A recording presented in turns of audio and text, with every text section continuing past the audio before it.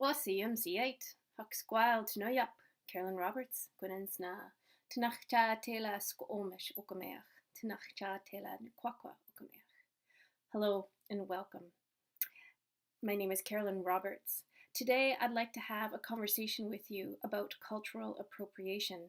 I've been having many conversations lately about it, and I would like to give some information for you today, some thoughts and some things to ponder as we move forward in reconciliation in order to help with diminishing the amount of cultural appropriation that's happening today. So you might wonder, what is cultural appropriation? Basically, it's using the knowledge from one culture and the understanding of one culture and creating something that you think that culture means. So let's say, and it's not just Indigenous people, it's other cultures as well, but I'm focusing on the Indigenous aspect of it because I'm Indigenous. And what I want you to hear as artists, as writers, as creative people, in order to walk gently forward together, we need to have an understanding of what cultural appropriation is. So, if you are a non-Indigenous person and you really love the Native culture and the Native art of that culture, that is great, and we appreciate that, and we encourage you to like it and find out more and to learn and study from it. The place where it crosses the line, it's crossing the line when then you take that knowledge that you have learned about our culture and our artwork and our ways, and then make it into something that you are going to profit from, like a story, like a piece of artwork.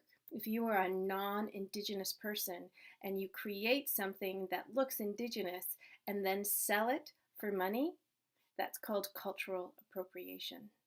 Our artworks and our stories come with deep tradition and deep history. And because you're not a part of that culture and those people, you might not know or understand the damage that you might be doing to that culture and that art. So some things that I'd like to show you that is out there today. This is Amazon. And if you'd like to take a look at this lady, her name is Carol Simpson, and she wrote this story called The Salmon Twins. This is a very popular story. I see it everywhere, especially when I go to touristy place. And I'd just like to point out, it tells you right away in the first part of it, it says, in her third book, inspired by First Nations stories.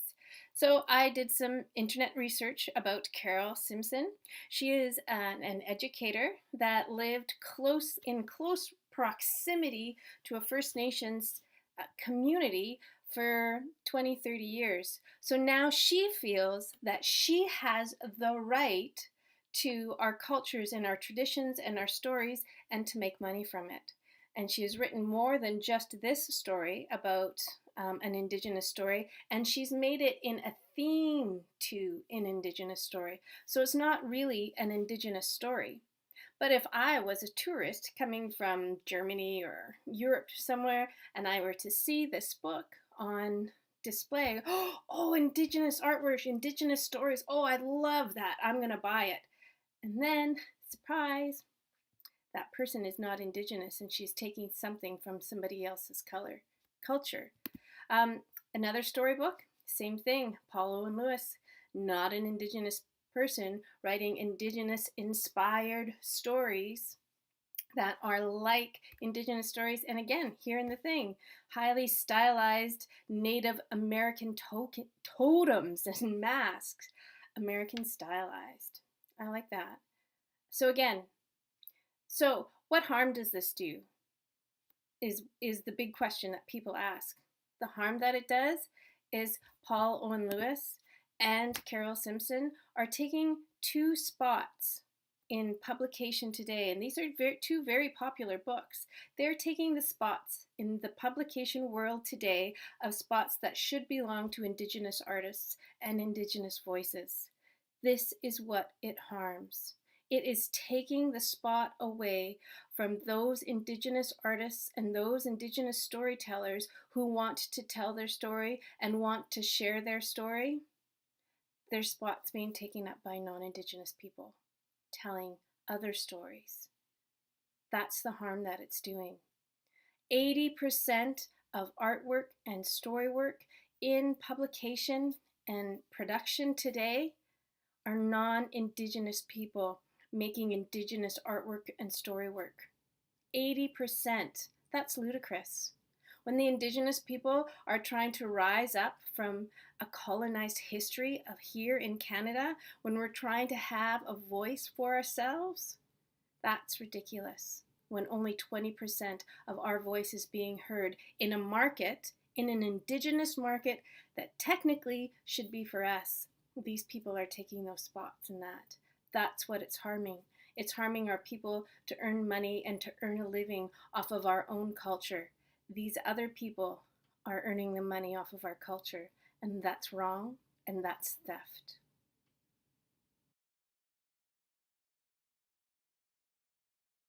This is what I would like to show you. This is something that I think that could help you and others that are around you if you are having or questioning cultural appropriation. This is a great resource, and it's from SFU. All you have to do is SFU, Think Before You Appropriate, and this comes up.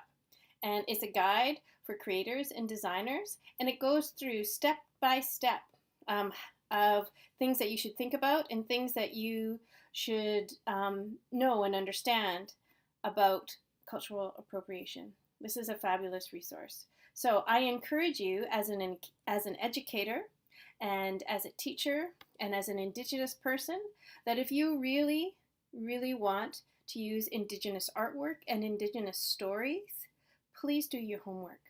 Please research the author. Please research as much as you possibly can to find out where the stories, where the artwork is coming from, because it's important. It's an important voice to be heard. We need that. Thank you for spending your time here with me today. And I would really like you to think about what cultural appropriation does, not to just the Indigenous cultures, but other cultures around the world, and the harm that it causes for Indigenous people. And we want to move forward side by side in reconciliation. And in order for that to happen, understanding has to happen as well. And cultural appropriation is not okay. And we need to understand and know that. Thank you for the time today.